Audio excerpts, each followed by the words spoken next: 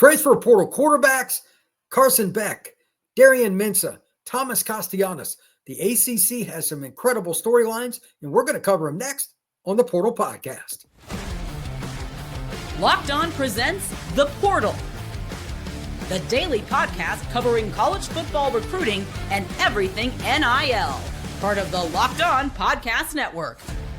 Your team every day.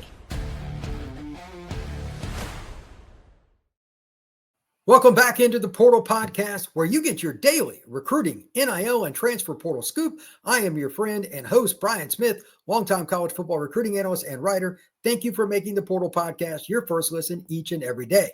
Today's show is brought to you by our all-new 2025 Nissan Armada. Stay with us for the Armada Team of the Week later on in this episode. Transfer portal, quarterback. What two combinations could possibly make fans more nervous or excited? Transfer portal and quarterback. It drives the market in media right now because, he can be the savior, or he can be the guy that leads us down the wrong path. There's a lot of anxiety as spring practices get started, and transfer portal quarterbacks across the country are taking to practices or getting ready to. And I wanted to hit on a few of them today in the ACC because I think it's one of the more intriguing leagues with what's going on at quarterback. You got Carson Beck going from Georgia, headed over to Miami. You got Thomas Castellanos from Boston College, another ACC team, ironically, headed down to Florida State in Tallahassee.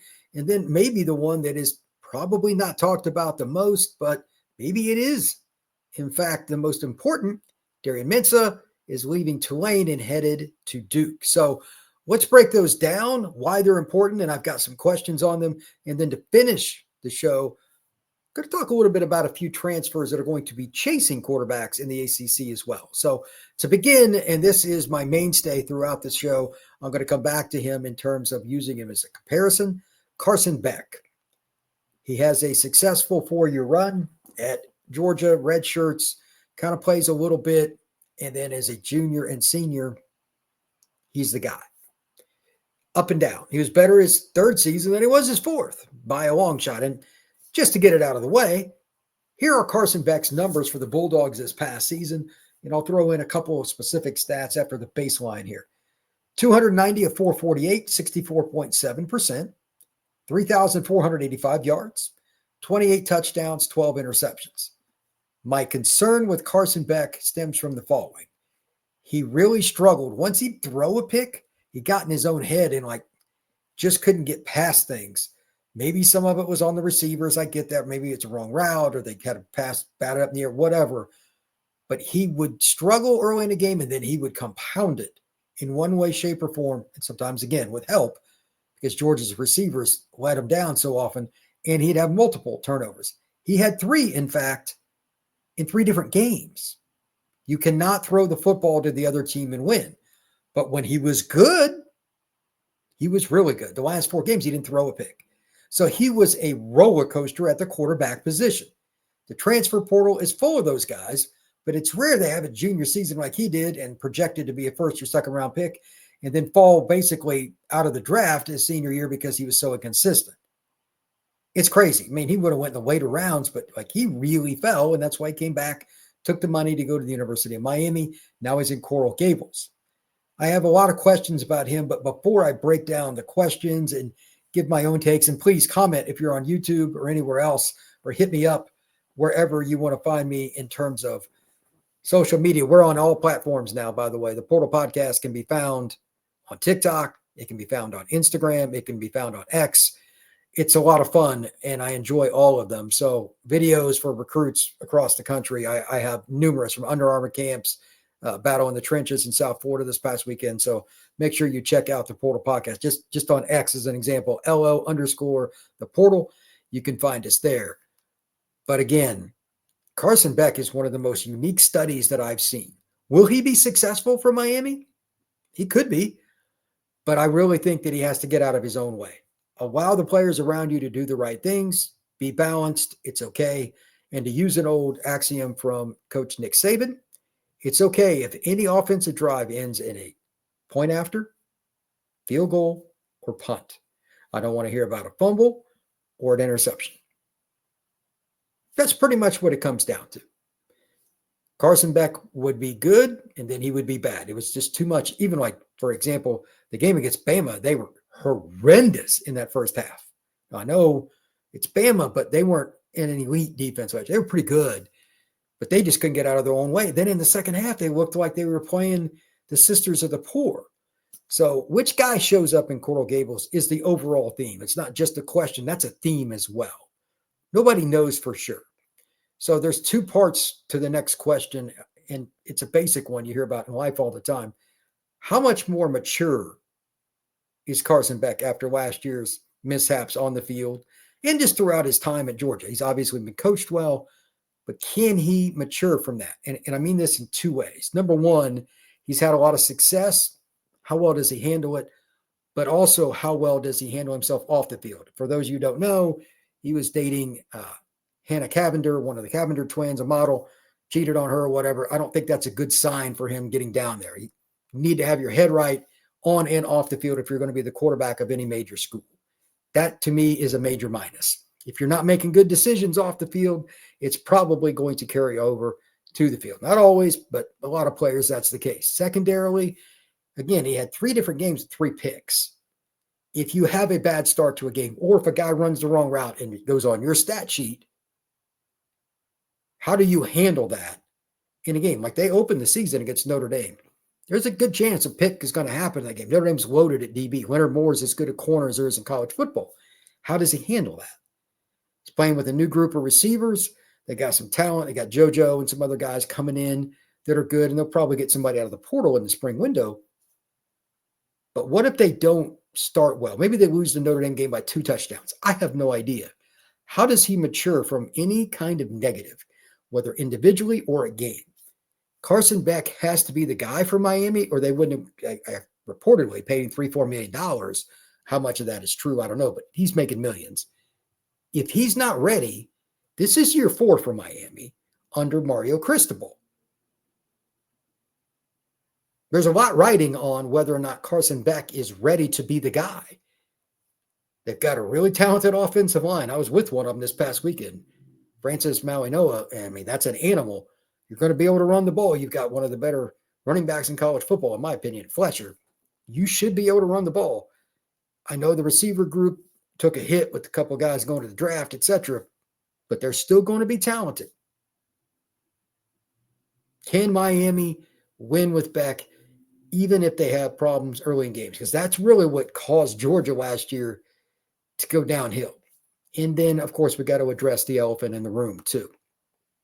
His season ended and his Georgia career ended on that really awkward and unfortunate hit when he's throwing the ball right before halftime. He's out for the game and the rest of the season. Georgia gets beat against Notre Dame, and their season comes to a conclusion the next week. I think that it's going to take some time, not only for him to be ready physically, but more importantly, is he ready mentally? Injuries like that, especially because whether he wants to admit it or not, he's probably watched it quite a few times. It's goofy. Get it hit unexpectedly on your throwing arm in any way, shape, or form, elbow, shoulder. I don't care if it's your forearm, any part of that that's injured on your throwing arm, that's going to bother you for a while. When is he really ready to let it rip physically? And he's also dialed in mentally with the new playbook and the new receivers and all that. At what point does that happen for him? When we come back, I'm going to ask a few more questions about Beck. Then we're going to talk about a couple other gunslingers that have transferred in the ACC. That is next here on the Portal Podcast. The Armada Team of the Week is brought to you by our friends at Nissan and the all-new 25 Nissan Armada. Each week, our Locked On College basketball experts are picking one team that stands apart. From the top-seeded stars to the unexpected upsets, these guys showcase the strength and the sheer power needed to push their team forward. This week's Armada and Clearcut Team of the Week would be the Florida Gators. The Gators, led by Walter Clayton, 17 points a game, just dominated the SEC tournament, winning each game by at least 9 points. Not only did Florida grab the 4th number 1 seed, but they are the nation's most efficient offense. When it comes to the Nissan Armada, they say go forth and conquer, and that's exactly what the Florida Gators have done here. It's clear that our Team of the Week is out here, ready to conquer the road ahead with confidence. just like you can in the all-new Nissan Armada or any of the Nissan's outstanding vehicles. Take the Nissan Armada, Rogue, or Pathfinder and go find your next big adventure. Shop NissanUSA.com. This show is also brought to you by our friends at Fabric. Life moves fast, especially when you have a family. One day you're watching your kids and you watch them take their first steps, and before you know it, they're off to college. That's why securing their future is so important. Fabric Gerber Life makes it simple to get term life insurance that fits your family's needs. With Fabric, you can apply your term life insurance online right from your couch. You could be covered in 10 minutes or less, and in many cases, you don't even need a health exam. Here's a great thing about it as well. It's affordable. You can get $1 million in coverage for less than $1 a day, so protecting your loved ones doesn't have to break the bank. Join the thousands of parents who trust Fabric to help protect their families. Apply today in just minutes at meetfabric.com/lockedoncollege. That's meetfabric.com/lockedoncollege. Policies issued by Western Southern Life Assurance Company, not available in certain states. Prices subject to underwriting and health questions. A couple of questions that I have for really good reasons about Carson Beck center around the team. How well do they adapt to him and him to them? Talking about a transfer, he's a graduate student. You would think it would be easy, but you just never know. How well does Carson Beck adapt to the new offensive scheme and everything? I expect that to go well, but you still got to ask the question.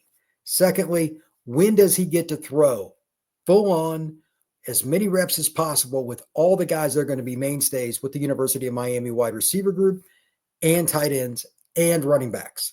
Who's healthy? When is it? How often do they get to practice in the summer? Spring ball is one thing, but the summer is about the players and the training staff. Coaches really aren't involved, but that's when passing games take a big step forward or not, because they get to work out together. If Beck is fully healthy, mentally in the game, and he's fortunate enough to have gone through and watched all the spring practices and learned the playbook while the players participated and hopefully didn't get banged up themselves, maybe they could make some more room for improvements this summer. They're going to need it. Miami lost a lot of good players from their pass catching group, transfers, guys, the NFL, etc. It's going to be a big, big adjustment. I don't know how it's going to go. It is one of the bigger questions in college football, because if Beck does adjust and they have some receivers blossom, JoJo being one of them, this is a playoff team quite possibly. But if Beck is just okay, or you got the 2024 version of Beck that was at Georgia, Miami is going to underachieve. We will see how that goes, but there's still a lot of questions that I have about that program based on the quarterback position. And I leave the Miami situation with Beck with one final question. How do they do when things go wrong is an earlier point that I made, but how do they do when they have success? That's the other one. Don't allow success to go to your head, and then you have that game that is a letdown. That has been a Miami staple for 20 plus years. Too often they'll win a big game, but then they turn around and lose to somebody they shouldn't. Does Beck's maturity, there's that word again, help Miami get over the top? And when they play a team that, quite honestly, they have more talent, do they win because they make the right mature and single-minded decision to protect the football and not look at it from a me perspective? Everybody's on the same page, and it's a single-minded decision to just move the football or punt. Too many turnovers in critical situations. Hurt Beck last year. He needs to change that. And Miami probably needs a little bit more of that, because they may not be as explosive as they were last season. Moving on to Miami's biggest rival, Florida State. This is an in-conference transfer at the quarterback position. Thomas Castellanos comes down from Boston College. He played at Ware County High School in Georgia, was recruited by Florida State, but at another position. I believe it was running back. He's a tremendous athlete. Thomas Castellanos is a complete freak. Running back, receiver, DB, or quarterback, any of those would have been fine. He could have played those at the collegiate level. He's built like a boxer. He has the shiftiness of a slot receiver, and he has the fierceness of a cage fighter. He will run into the pile. Maybe do it a little less. Hopefully this year for Florida State, they need him to stay healthy. But Gus Malzahn's offense, now that he's up there in Tallahassee after coming over from UCF and being the head coach, demands that the quarterback take some punishment and run the ball. That's my biggest question, and it's one that really can't be answered. Does Thomas Castellanos stay healthy for all 12 games? That's almost impossible in Malzahn's offense, but we'll see. Here are his stats last year in a truncated Boston College season: 99 of 161, 61.5%, 1,366 yards, 18 touchdowns, and 5 picks.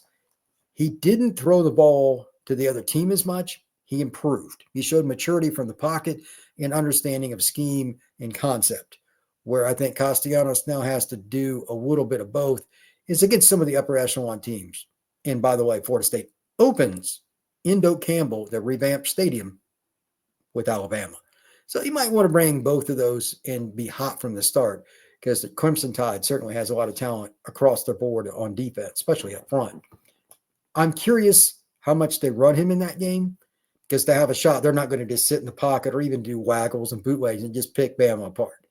They're going to have to be able to run the ball, throw the ball, and then Thomas Castellanos, whether designed or not, Florida State is going to need him to make big plays with his feet. Sometimes that's just extending the play. But more importantly, you need Thomas Castellanos to be able to move the football with what's going on above his shoulders, making the right decisions, getting the team in the right play. Maybe it's audibling from a basic passing play, but they're in a light box. You know what? Let's give it to Cam Davis or Rodell or one of the other guys in the backfield. They got a really good running back group. But can they do that and do it consistently against good teams? Again, just like with Miami and Carson Beck, how quickly does he adapt to the new offense and gain chemistry with the receivers and a really talented tight end in Landon Thomas, who's got an NFL future, in my opinion, among others, maybe Amari Williams too. But there's a lot of questions about the ability to stay healthy. And then there's that Florida State offensive line, which was a disaster last year. They have 4 transfers coming in. Thomas Castellanos is probably going to want to see them perform well during spring ball, because if they don't, I don't think that's going to end very well for Florida State. Again, it's confidence. Just like with Carson Beck transferring from Georgia to Miami, he's coming off injury. He got hit a lot last year. Their line was not very good. Castellanos is probably going to want to see Florida State protect him, because otherwise he's going to be thinking about the pass rush in front of him instead of keeping his eyes down the football field, making his progressions, and then following through with a good ball. If not, there's going to be more losses than there should be.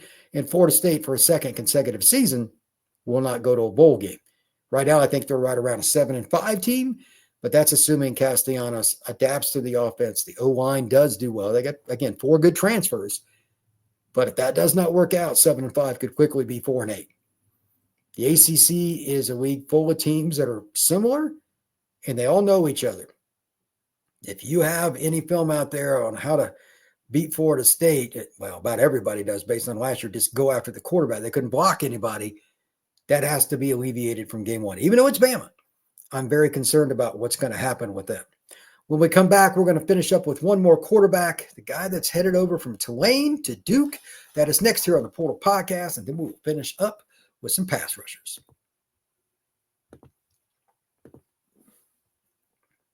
Scaling your business requires the right expertise at the right time.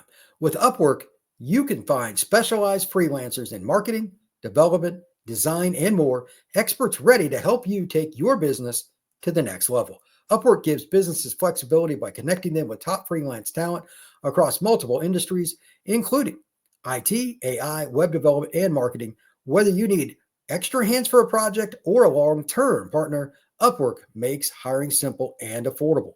Finding the right talent is something that everybody wants to do. And if you need help with a marketing campaign, Upwork can connect you with a freelance expert who delivered incredible results. Visit Upwork.com right now and post your job for free. That's Upwork.com, Upwork.com, to connect with top talent and grow your business today. It's unusual to hear about a big-time quarterback from a G5 school headed to the ACC and people being excited about it. And then to finish it off, you say Duke. Well, it's probably never happened until now. If you haven't heard about Darian Mensah, this is a really good football player. Semi-mobile. He'll extend plays more than he will run, but he's a guy that can make some plays. Here's what I've got for him last year at Tulane. As a freshman, 189 to 287, 65.9%. That's pretty good. 2,723 yards, 22 touchdowns to 6 interceptions. So it's a 3.7 to 1 ratio. And again, he's very young. He got a big NIL contract to transfer over to Duke. And I can see why. Watching some of his films, seeing him play a little bit last year, he kind of went out under the radar coming out of high school in California, but he's picked it up. He understands the play after the ball is snapped, not just what it looks like on a sheet of paper. He can adapt. And those are the guys that are usually successful. I'm curious to see how well Mensah does against better pass rushers, more physicality, more speed on the field in the Atlantic Coast Conference than what he's used to. But if you got the ability to make post-snap reads, that shouldn't be as hard as it is for other teams. 2 questions I have for him. One's really out of his control, but how much speed will they have on the field so they can neck down the field and create chunk yardage plays? Posts, 7 routes, go routes, back shoulder fades. How well can they beat teams with just raw speed at Duke? I'm curious about that. And then secondarily, how consistent will the running game be from a traditional standpoint? So play action, bootlegs, and waggles, things that he can do well, are maximized. If he does well in those areas, I think that you're looking at a quarterback that will be one of the best transfers in the country. Again, he's got multiple years. And Duke could be one of the surprise teams in college football again. They won 9 games last year. 9 games. The Duke Blue Devils could be a surprise team again. Mensah might be the guy that surprises the league. Who knows? But he's proven it, even though it was a young player last year at Tulane. I think this is the guy that is about the safest pick out of these 3. It's just that he's going to Duke. So how will it be capitalized? I don't know. Duke is one of the harder teams to figure out because you know the defense is going to be good. Diaz can coach D, but there's still now going to be in year 2. There's some expectation. You go out and spend money on a quarterback. What is capable at a program like this from year to year? Even if you get a quarterback, they don't recruit from the same lot as somebody like Georgia or Florida or LSU or Florida State. So it's a different deal. And I'm a little curious about it just from a roster standpoint. And then again, those explosive plays, do they have the playmakers that Mensah is going to be able to make it happen? And can they grind it out a little bit so he's not just throwing it all day long and pushes towards 500 passing attempts for the season? That's not good. You got to have some balance. And I'm sure that Diaz would love to have that. Now, to finish up the show, I just want to talk about briefly 3 pass rushers.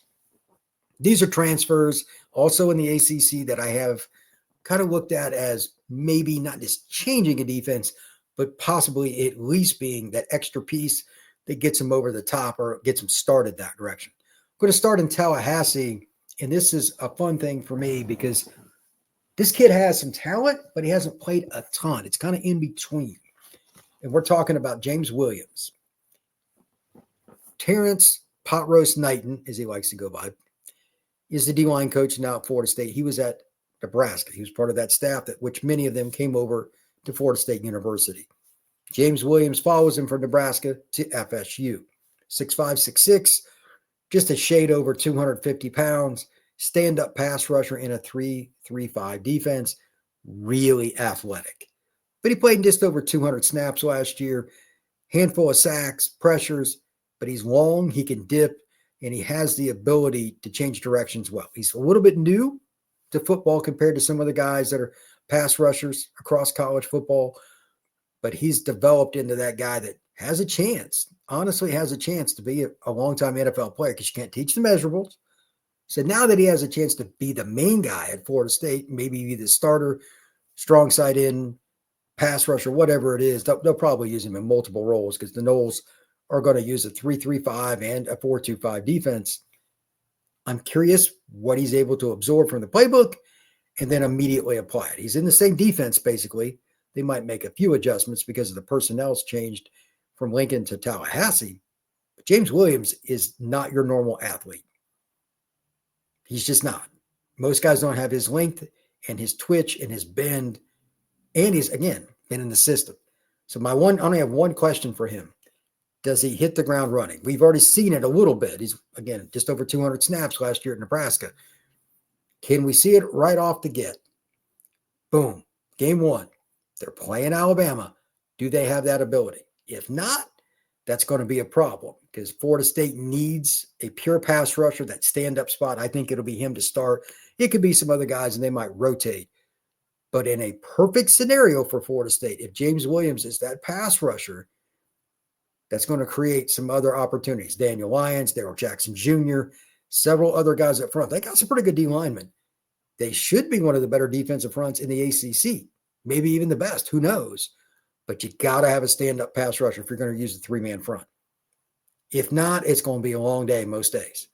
The quarterback's going to have too much time to throw it, and it won't end well. Next up, and this is maybe the biggest sleeper of the group, take it for what it's worth, and I love these stories. I love the underdog stories. Blaine Spires out of Utah State transferring over to Pittsburgh. Pittsburgh's got an aggressive defense. They're known for their pass rush. But there's a big step from Utah State to the ACC and playing for the Pitt Panthers.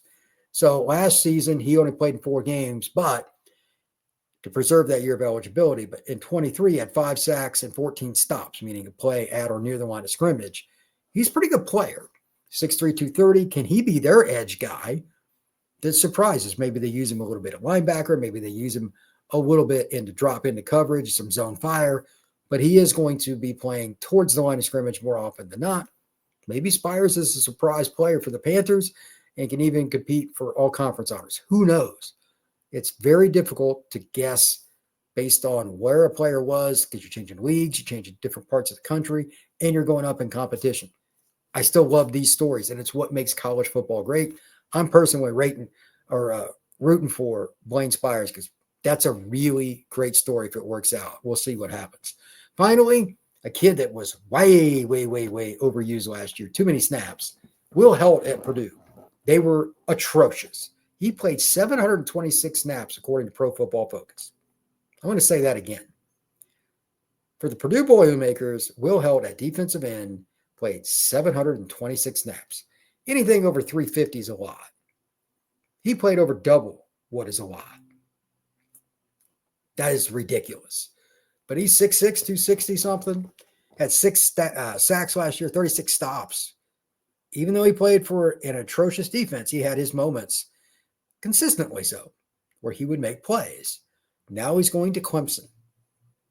He is the bigger version of what Spires is, and he's at least played in the Power 4. I know they were dreadful at Purdue. They were the dregs of the Big Ten. But at the same time, he's still seen what it looks like to go against Notre Dame, against Indiana, and against major programs that have good offensive lines that could score. That's going to translate well for Clemson, and they need more guys up front that can slow down the run in particular. Maybe he's the guy that is a surprise player and takes it over the top and helps the Clemson Tigers get back into the playoff and even make a run. We'll see. But more importantly, this is the big part for me. Can he be a pass rusher in addition to being run? Can't be one or the other. They need help at Clemson. They're not as deep on the D-line as they used to be. They got some talent. I think their starting group's one of the better.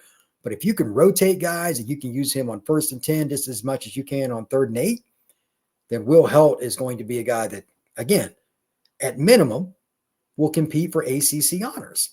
He's very talented, but now, again, the competition and everything else, the expectation of Clemson compared to Purdue is night and day. Those are big ones.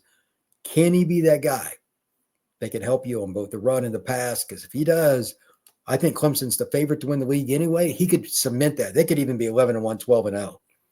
Adding another really good pass rusher. You got a senior quarterback who started since middle of his freshman year, and you have some pretty darn good receivers and DBs that are coming back in terms of talent. They got to take that next step, especially in the secondary. But we'll see if that happens. You got a pass rush up front.